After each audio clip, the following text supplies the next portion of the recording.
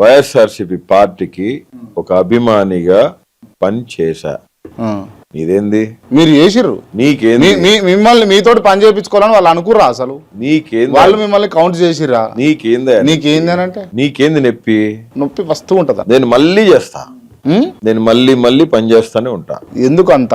Yes, Jaganmohan Reddy గారు అనే వ్యక్తి ఒక విశ్వసనీయ గుర్తించారా మిమ్మల్ని? అసలు జగన్మోహన్ రెడ్డి గారు గుర్తించారో లేదో కొన్ని నెలల క్రితం జరిగిన ఒక ఇష్యూలో ఒకరిని నువ్వు పిలిచి కూర్చోబెట్టి ఇంటర్వ్యూ మాట్లాడితే వాడు సొల్లంతా వాగితే వానికి ఏడ బేసు పగలాలి ఆడ పగిలింది. వాడు వీడు అనొచ్చా? ఎవరు? మీరు ఎవరు అంటారు? నేను పేరు చెప్పానా నీకు? నేను పేరు చెప్తా కావాలంటే. మీరు ఎవరు అంటారు? నాకు నేనే చెప్తా. చెప్పు.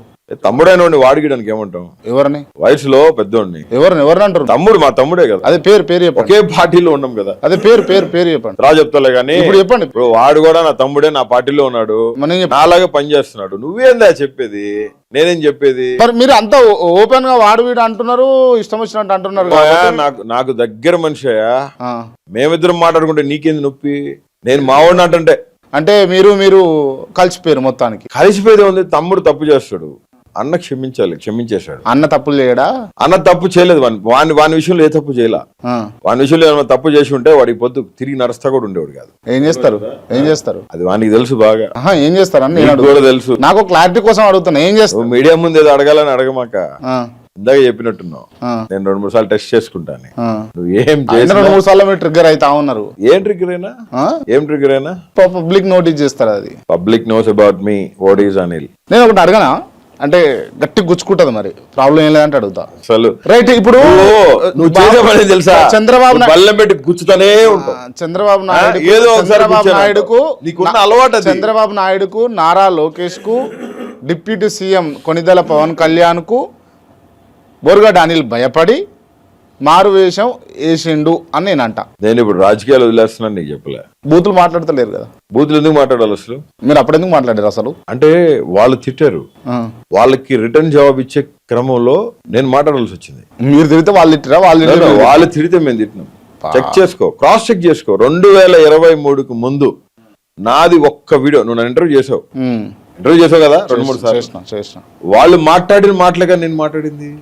నువ్వు ఎప్పుడు అడిగినా అరే ఇళ్ళకి వచ్చి ఎత్తుకెళ్తాం, పట్టుకెళ్తాం, మోసుకెళ్తాం ఇస్తారు ఇతను మాట్లాడారు. నీ పెళ్ళాన్ని డాష్, నీ అమ్మని డాష్.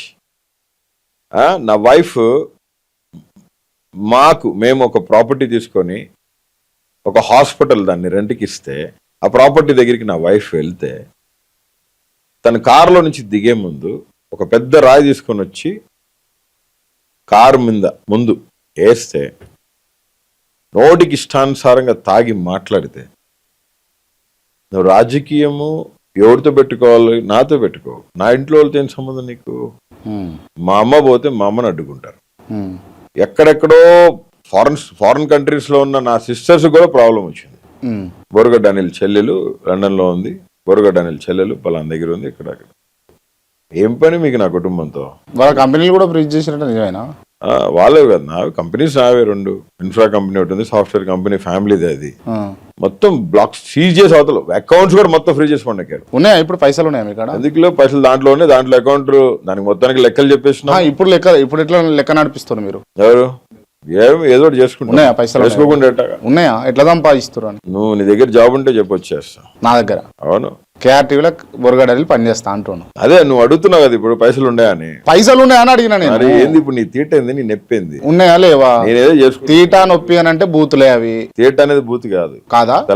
తెలంగాణ భాషలో అసలు కాదు. నాకు తెలంగాణ యాసన్నా తెలంగాణ భాషన్నా అమితమైన ప్రేమ. ఎందుకో ఎందుకంటే కొంతమంది లీడర్స్ ఉన్నారు, కేసీఆర్ గారు, రేవంత్ రెడ్డి, కేటీఆర్ గారు, మాట్లాడేటప్పుడు వాళ్ళు మీరు ఒకటేనా? చూడబుద్ధి అవుతుంది కాదు, వాళ్ళు మీరు ఒకటేనా? మీరు మారిపోయారు కదా, మారు మనసు పొందిరు కదా. వాళ్ళు ఏ మనసు లేదు. వాళ్ళు ఏ పొద్దు ఏం మాట్లాడారు?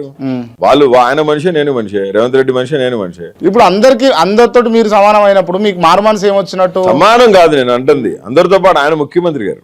ఎవరు? Honourable chief minister Revanth Reddy, ఆయన ముఖ్యమంత్రి. నాకు ఆయన మీద ఒక మంచి అభిప్రాయం ఉంది ఇప్పుడు వరకు అయితే ఉంది. ఎందుకంటే ఆయనకు తెలియలా, ఆయన టెస్ట్ మని వినిన తర్వాత ఆయనకి ఒక కన్నీటి గాథ ఉంది. ఆ కన్నీటి గాథ వెనకాల చాలా పెద్ద సాక్ష్యమే ఉంది. ఆయన బిడ్డ బాధపడింది, ఆయన భార్య బాధపడింది. రేత్రి బెడ్రూమ్ లో కూడా పోయి లాక్కొచ్చారు. ఆ బెడ్రూమ్ ఎపిసోడ్ జరిగిన తర్వాత ఆయన ముఖ్యమంత్రి అవడానికి కారణం పోలీసు వాళ్ళు బెడ్రూమ్ దాకా పోయి బెడ్రూమ్ తలుపులు పగలగొట్టి కట్టుకున్న బట్టలతో ఆయన తీసుకుపోయిన పరిస్థితులే.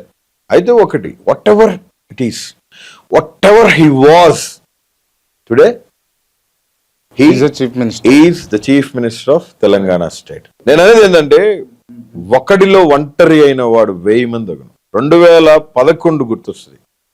The man alone walked with her mother, the man alone walked with his tears and with his abundance of burden, a lot of burden he carried with few years.